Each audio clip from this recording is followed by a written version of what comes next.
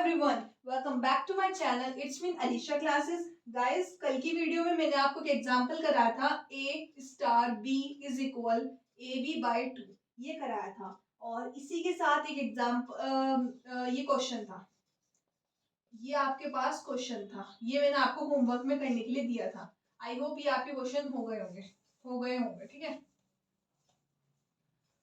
चलो आज बारी है थ्योरम की।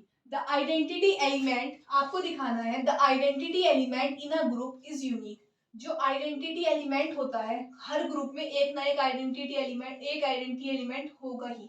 आपने ग्रुप की डेफिनेशन भी पढ़ी, एग्जिस्टेंस ऑफ आइडेंटिटी। एक एग्जिस्टेंस ऑफ आइडेंटिटी यानी कि उसकी जो आइडेंटिटी है एग्जिस्ट करती है।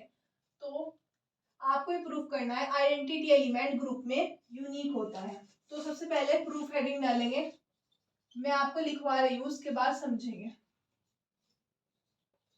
Late e and E dash are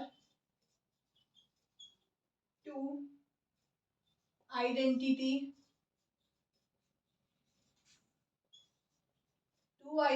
element of a group G.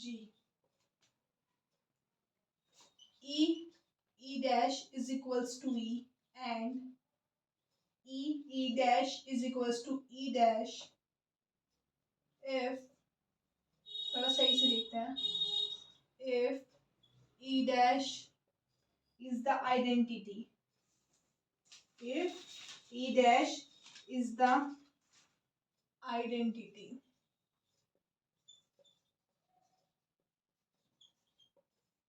if E is identity,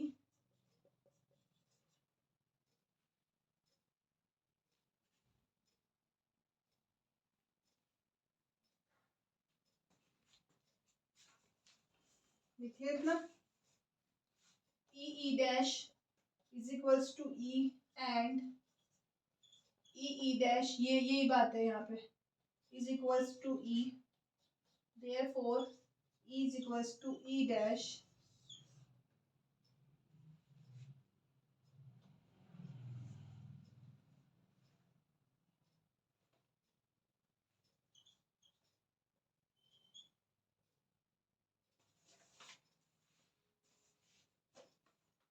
E dash is unique in G, hence the identity element is unique. ये देखो आपने लिख लिया होगा। सबसे पहले थ्योरम क्या है, the identity element in a group is unique. जो आइडेंटिटी एलिमेंट होता है ग्रुप में, तो वो क्या होता है, यूनिक होता है। तो इस बात को हम कैसे प्रूव करेंगे, अब हमें प्रूव करना है कि वो यूनिक है। एक मिनट, आपको एग्जांपल से समझाती हूँ। ये आपके पास, मान के चलो ये आपके पास दो मार्कर है, ये हो गया E, ये हो गया E डैश। तो अगर ये मैंने मान लिया ये दोनों आइडेंटिटी एलिमेंट है ग्रुप G के, ठीक है। अगर मैं इन दोनों को एक दिखा दूं तो थ्योरम प्रूफ हो जाएगी ना, बिल्कुल हो जाएगी।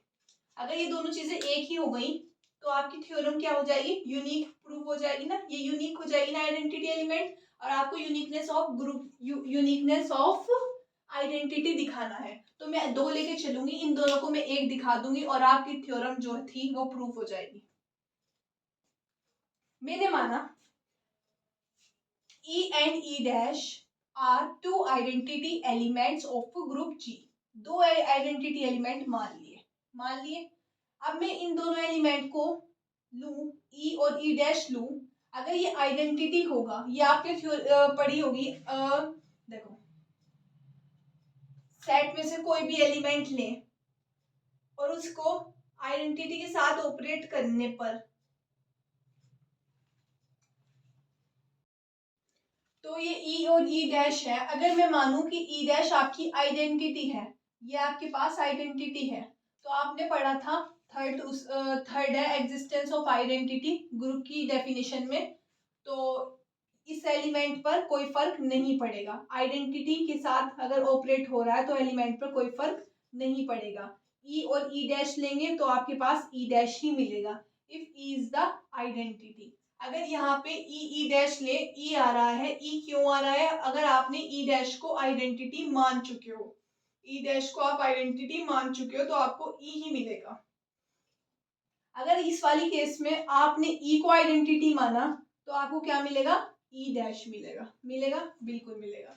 अब ये दोनों E dash is equals to E and E dash is equals to E, अब ये तो यूनिक हो गए।